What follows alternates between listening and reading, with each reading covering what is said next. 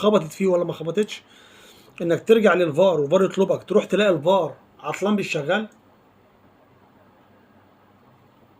احنا عارفين بيبقى واقف مش شغال ده في ماتشات الزمالك، ماتشات الزمالك مفيش فار، بيبقى الفار مش شغال اصلا، الفار ما بيكونش موجود. الكوره دخل الجون، الراجل بتاع الفار كلمه قال له تعالى شوف اللعبه. الحكم قال لك اروح اشوف الفار، وراح يشوف الفار، راح ما رجعش، راح كده خد له غطس وما رجعش الحكم. ايه السبب؟ السبب ان الفار مش شغال. رجع قال لك ده في عطل في الشاشه، استنى ما يروحوا يشتروا شاشه ويجوا. ما كانش في شاشه في الاستاد فكانوا بيشتروا شاشه، خدوا 28 دقيقه قبل ما يشتروا الشاشه ويرجعوا عشان يشوفوا الفار ويشوفوا اللعبه. انا اللعبه دي بلوم فيها الحكم. هو انت الحكم؟ انت كوره، انت المشكله منك انت، كوره خابطه فيك انت. هي كوره خبطت فيك، والقانون الجديد اللي قالك تلمس الحكم بتعمل اسقاط. هي الكوره خبطت فيك من الاول، بتاع الرايه ما رفعش، بتاع الرايه شغال اللعبه سليمه، وبتاع الرايه الكوره خبطت في بتاع الرايه يحس بيها، خبطت في الحكم، الكوره دخل الجول، انت من نفسك تعمل اسقاط ان انت حسيت بالكوره، وبالرغم من ذلك اتحسبت هدف. فضايح، مباراة غريبة وعجيبة من كل حاجة، أغرب مباراة شفتها في التاريخ،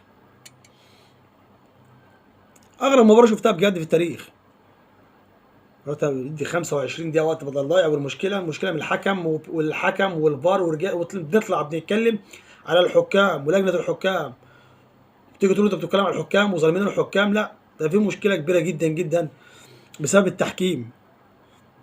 وقلت في الفيديو اللي فات بسبب بتوع الفار.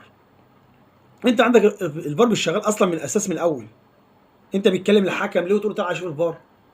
هو الفار مش موجود، انت راجل اوتوماتيك كده مش موجود عندك، وعندك لبك في اللعبه وفي دربك كفايه اللي احنا فيه، بجد كفايه اللي احنا فيه.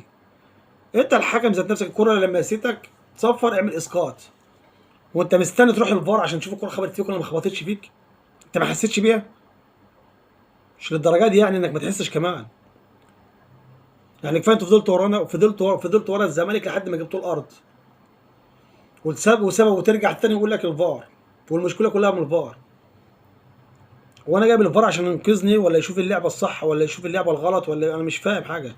يعني الفار لو مش موجود اللعبه دي كانت اتعمل فيها اسقاط من غير ما يرجع للفار، انما الحكم دلوقتي بقى معتمد على الفار اكتر من نفسه، اكتر من عينيه شايفاه. الحكم الكره بتروح جون حتى لو شايفها جايه في ايد لاعب ما بيحسبهاش، والراجل بيعتمد على الفار، بقى بيعتمد على الفار اكتر من نفسه، لدرجه ان الكره وصلت انها تخبط في رجل الحكم ما يحسش بيها، يقول لك اروح اشوف الفار، الماتش يفضل قاعد من الساعة 9:30، المباراة تخلص الساعة 1:15. أغرب مباراة. لجنة الحكام بتحمد ربنا إن المباراة خلصت لصالح إنبي. إنبي لو كان عمل شكوى للفيفا بسبب المباراة دي، النشاط كان يتجمد أكتر وأكتر، والزمالك عاوز الزمالك قدم الشكوى وعاوز يوقف النشاط في مصر. لو مباراة إنبي النهاردة وصلت للفيفا كانت توقف النشاط أوتوماتيك بسبب اللي بيحصل، مهزلة غير طبيعية، مش كورة خالص.